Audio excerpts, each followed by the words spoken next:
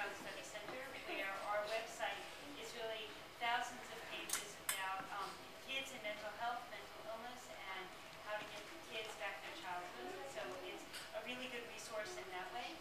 But I think probably one of the biggest hits we often get is when there are questions about social media and how parents are trying to negotiate that with just typically developing kids, but kids who have other things, when to limit, when not to. These are the questions we get all the time. Well, my first question for you is, so clearly communication has changed in the last 15 years or so, from email to texting to Twittering. Has connection changed between human beings, do you think? Do you think that because we communicate differently, does that change the way we actually connect with other people? I think Lori could probably speak to this better. In my experience, I think I'm not the generation that they talk about. This is the first generation growing up with internet technology, and kids are living their lives online. I have found in my own dealings with kids and younger people that are using the internet so much that, yeah, like in the show when they were trying to discern between my real friends and my virtual friends or my cyber friends, or who are my real friends, I think we encounter that a lot, that it's hard to tell between who's really what's really going on, I guess, between the people that you're building profiles online, or you're embodying different identities online, and you're interacting with people that may or may not be who they actually are. So it creates a kind of confusion, like what we saw on the show. I think a lot of kids that we see seem to be a little confused. I think what we see is that it can be both positive and negative, the changes that are going on. For some kids who, what we know, the statistics say that kids, from 14 to 18 are wired 8 hours a day. You figure, how could that be? They count that as multitasking, like when you see the kids on the phone, on the internet, with their iPad in the other ear. So it's, that multitasking and that 24-hour nature of just social contact is a huge change. So even though when we first had the telephone and kids were on, and maybe some of you were old enough to have gotten the comment from your parent saying, "Get off the phone, you spend all day with them, what could you possibly have to say to them?" Well, we would get off the phone. Kids will wake up, they often sleep with their cell phone very close because, they don't want to miss something, they get tweeted at 2 in the morning. But it can also be a very positive way for kids sometimes who are shy to reach out and connect. I think Facebook's keep kids in contact with friends that they don't see as often, which is sometimes nice. So it's not all positive and negative. I think for parents, part of the issue is we're in a position where for the first time kids are educating us about things. We're dependent on them. They're always one step ahead, as we do research on these things. And so as soon as we get research on, MySpace is dead, there's Facebook. So we never get the really good research. We're really dependent on the kids to help us understand. So I think sometimes your adults are more frightened about it than kids. They're like, and it's really being, with all the issues we have, that open dialogue is so important. But that face-to-face dialogue is also important. But I love texting my kids, because that way they don't actually have to talk to me, which at age 15 and they don't want to do. But I say, well, I need to know. So texting is a medium where I can pause too, so I don't scream, or at least it doesn't come across. But it can be positive and negative, depending on how it's used. Do you think when we talk about kids being connected and starting to limit their hours of how plugged in they are, how many hours they're plugged in, do you think that television and YouTube and iPods and texting and Facebook and video games, are they all the same thing when we're thinking in terms of limitations for our children? Do they all fall into the same category, or are they different? I think they're different in terms of the texting and the phone and the email. They're like connecting with people. TV is different. But I think what you brought up is like, is there a time to turn it off? And I got the funniest phone call like 3 weeks ago, but they didn't call me back, and I wonder because it was maybe my message like that. It's from the American Camping Association, and they wanted to talk about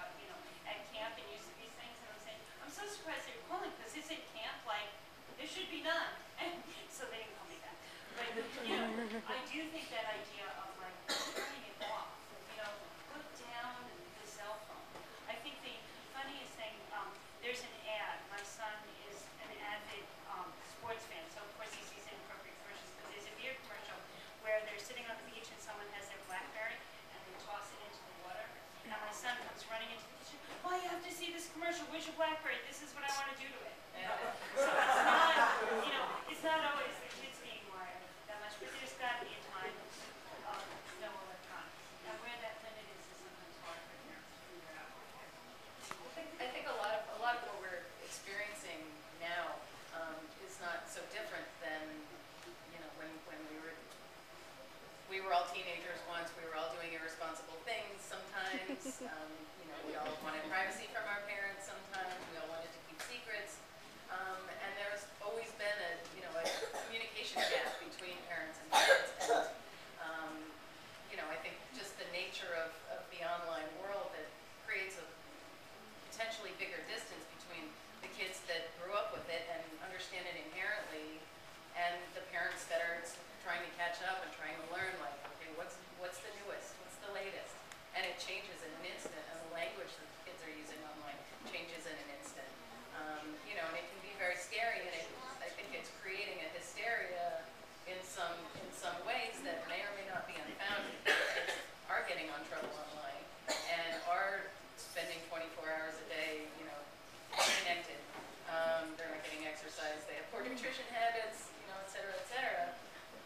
But yeah, and I think also the show depicts that, it's a switch in thinking about, these are tools. Like, they don't control us. We control them. And we just try to educate and raise awareness in a fun, hands-on way. Like, this is how you can use these tools to create positive things. So, like, to do PR for yourself, to get a positive, to create fun movies, to, share positive things with your friends in your community. Well, I just every parent should have a dictionary of the abbreviations. Because when I was first learning, You would be shocked. well, some you shouldn't have or some you don't. But I got a text that said at the end of it, LOL, and this was a few years ago, and I was like, why is this person saying lots of love?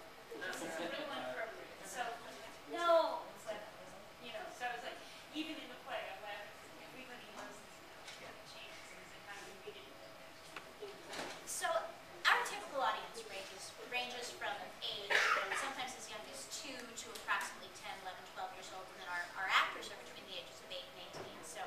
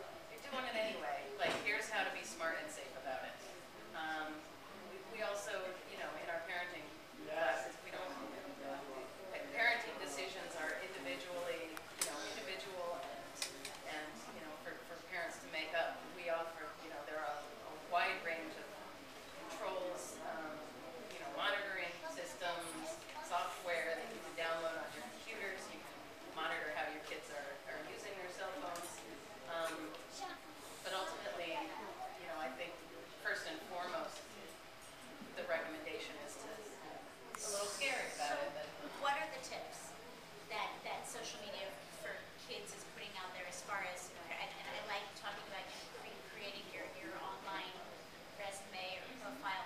What are your tips for thinking about how you get started? Um, often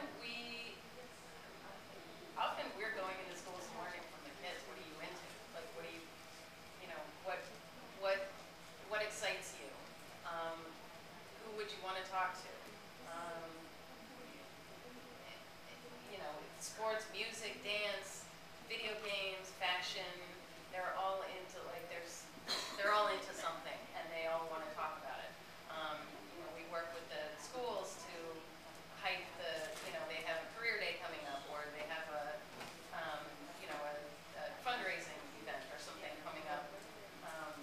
We bring in guest instructors to show the kids, this is how I use these tools in order to make a living.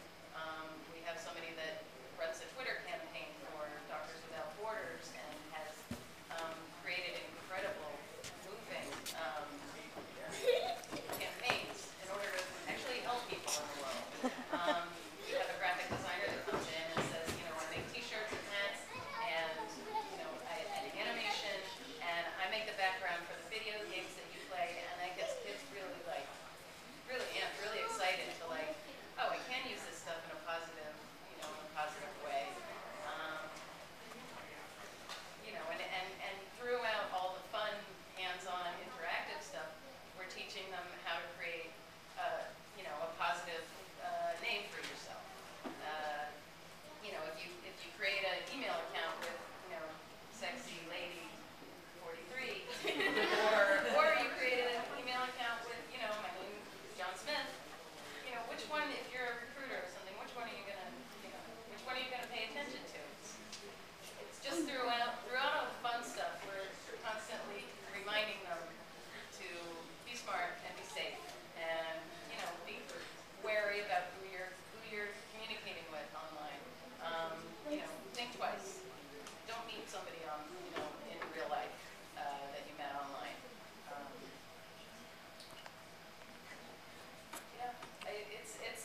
It's fun. It's very fun. It's very engaging.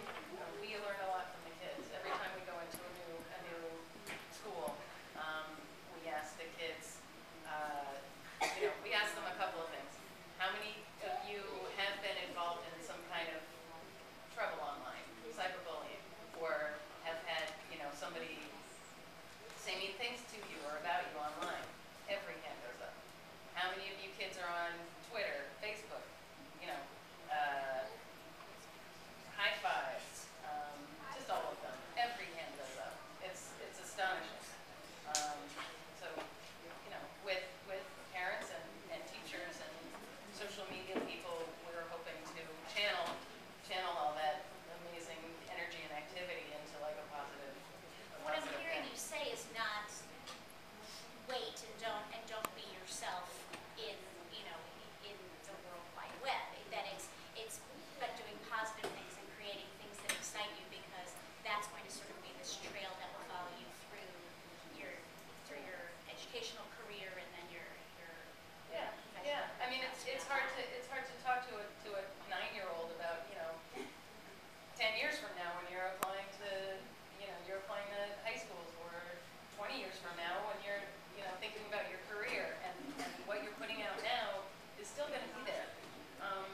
They can't see past their nose, so it's a challenge to try to get through to kids, about why it's important. But it is important. I wanted to open it up to any questions if anyone had any for our specialists today. I'm having trouble seeing you if there are any. Well, we have some pamphlets here. Social Media for Kids is available in the lobby. And I do hope that you will look for our specialists, aboutourkids.org, for Dr. Lori